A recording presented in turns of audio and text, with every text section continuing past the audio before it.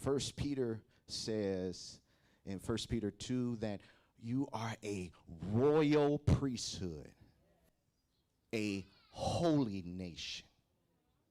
He did not designate offices for priesthood.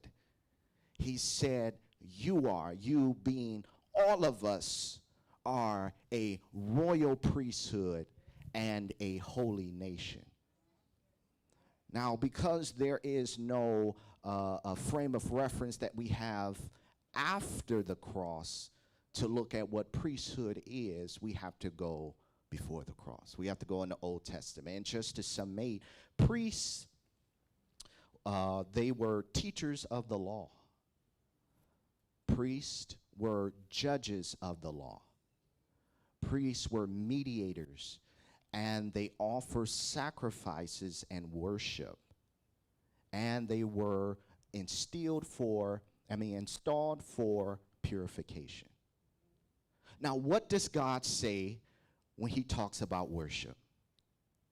Worship is not just the lifting up your hands. Worship is not just the chord that is being played, the certain key that is being played. That's not worship. Worship in the word is ministry unto God. It is service unto God. Ministry is not about your feelings.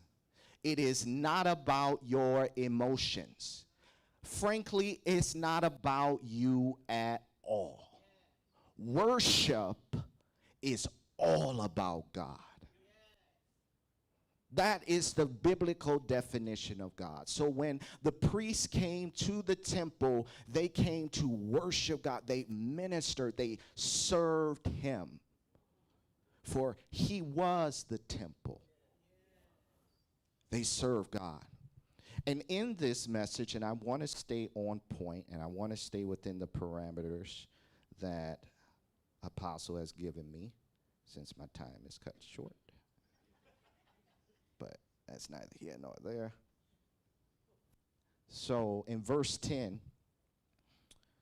Jesus answered her, if you knew the gift of God and who it is that asks you for a drink, you would have asked him and he would have given you living water.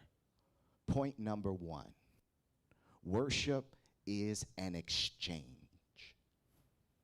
Worship is an exchange. Worship is an exchange because we put the offering on the altar. And in exchange for the offering, God comes with his presence and he receives the offering. The presence of God is the blessing. For it is in the presence of God where we have limitless possibilities. So God's presence is the reward for your worship. In our worship, we pour out like a drink offering. We pour out like a drink offering. In our worship, it's like a consuming fire. We put it on the altar, and God comes down and recharges and consumes the offering. He said in Genesis that if you do what is right, don't you think I would accept it? So where there is no worship, there is no presence.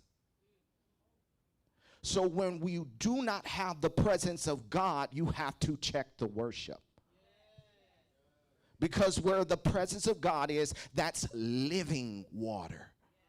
Living water. Worship is the habitation of God.